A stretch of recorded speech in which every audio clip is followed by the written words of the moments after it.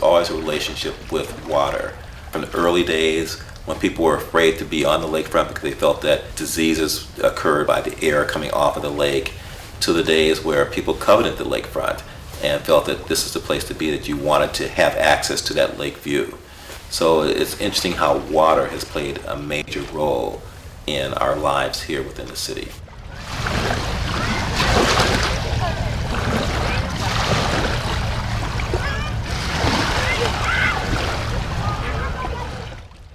I remember very fun days of going and playing on the beach, making sandcastles, running in the water.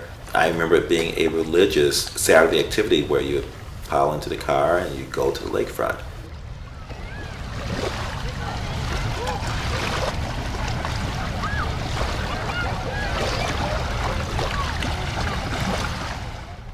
And there was nothing going on in Bradford, nothing.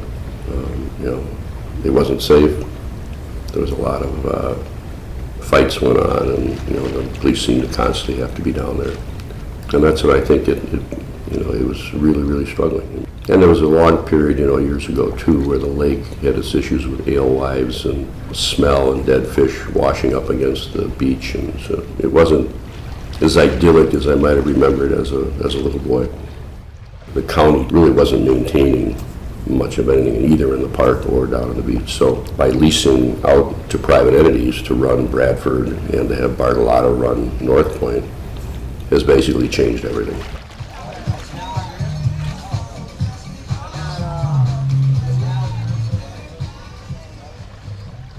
It's now a safe, fun place with a middle mixture of students, families, adults, doing everything from biking, walking, to playing in a volleyball tournament, or listening to music. That's why I think this last 10 to 15 years has been just an incredible turnaround of a phenomenal gem that we have here that was really underutilized.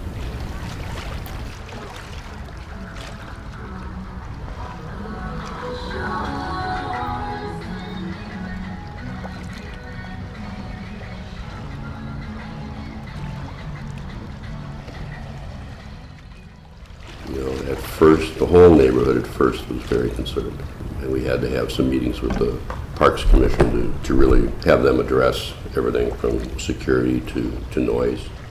It's fun, but sometimes there are negatives to it as well, particularly when the county shuts the Lincoln Memorial down, which they did last weekend. Sunday and Sunday, all the traffic just flows up here.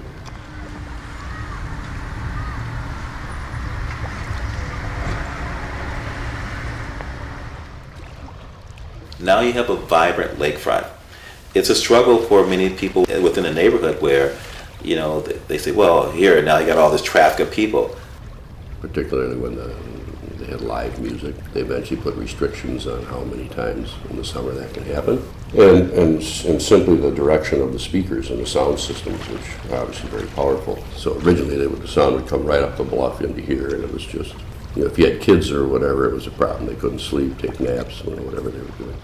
And then even though there is a path on the south end of the wall that goes to the bridge to Bradford, everybody just has carved out a path right straight through the trees, and that is a bit of a problem.